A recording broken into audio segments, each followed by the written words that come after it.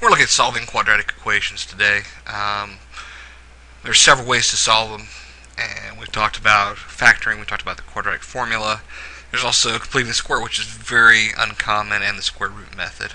Completing the square is something that helped us develop the quadratic formula, but we really don't use it much if we can avoid it. Our first problem is x squared plus 6x equals 1. It tells us simply solve it by any choice we want. So to solve a quadratic equation, the first thing we need to do is bring everything to one side. So I'm going to subtract 1 from everything. I'm going to get x squared plus 6x minus 1 equals 0. This is in the form ax squared plus bx plus c is 0. Since it doesn't look like it factors right away, I'm going to plug in to my quadratic formula. X equals negative b plus or minus the square root of b squared minus 4ac all over 2a. Now my a is 1, my b is 6, and my c is negative 1. And that gives me negative 6 plus or minus the square root of 6 squared minus 4 times 1 times negative 1 all over 2 times 1. Now my discriminant reduces to 36 plus 4, which is 40. And this is where I think we may have had some people not get our answers all the way correct. We have negative 6 plus or minus the square root of 40 over 2. The square root of 40 can be reduced. Remember, a square root I can pull out are all perfect squares. Your perfect squares are 4, 9, 16, 25, 36, basically 2 squared, 3 squared, 4 squared, 5 squared. So I pull out the square root of 4, the square root of 4 is 2. That comes out front, and 4 times 10 gave me my 40, so 10 stays inside. Now I have negative 6 plus or minus 2 root 10 over 2. This term in the numerator, the negative 6 has a factor of 2. The 2 root 10 has a factor of 2 out front, and there's a factor of 2 in the denominator, so I can cancel all these 2's, and I wind up with negative 3 plus or minus the square root of 10. Our next question gives us something a little bit more challenging. It gives us a polynomial which is a higher degree.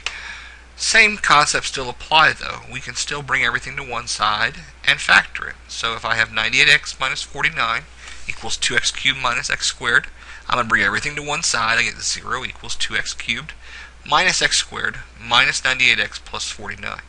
Now your general rule of thumb is that when you have more than 3 terms, you group. You group your first 2 terms and your second 2 terms, which is what I did. Now you look at each group and say, what can I factor out? What's my greatest common factor within the group? Your first group, you can pull out an x squared, which leaves you with x squared times 2x minus 1. Your second group, you can pull out a negative 49, which leaves you with negative 49 times 2x minus 1.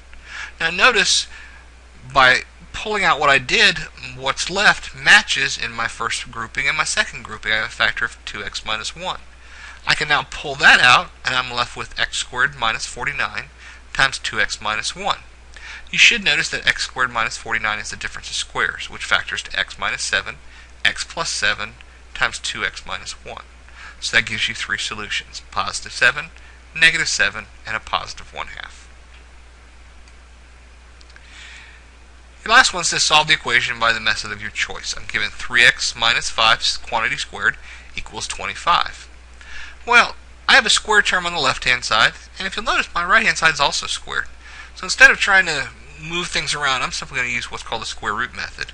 So to get rid of my square on my left-hand side, I'm going to take the square root of both sides. The square root of 3x minus 5 squared just becomes 3x minus 5. Now when I take the square root of 25, I need to take the plus or the minus the square root of 25. This accounts for both situations. Now plus or minus square root of 25 reduces to plus or minus 5. I'm next going to move my negative 5 over from the left to the right, so it becomes 3x equals 5 plus or minus 5, and x equals 5 plus or minus 5 all over 3. So I'm going to solve both. X plus 5 over 3 is 10 thirds. 5 plus 5 over 3 is 10 thirds, and 5 minus 5 over 3 is 0. So my 2 solutions are 10 thirds and 0. Hope this helped. Good luck this week as you solve your quadratic equations.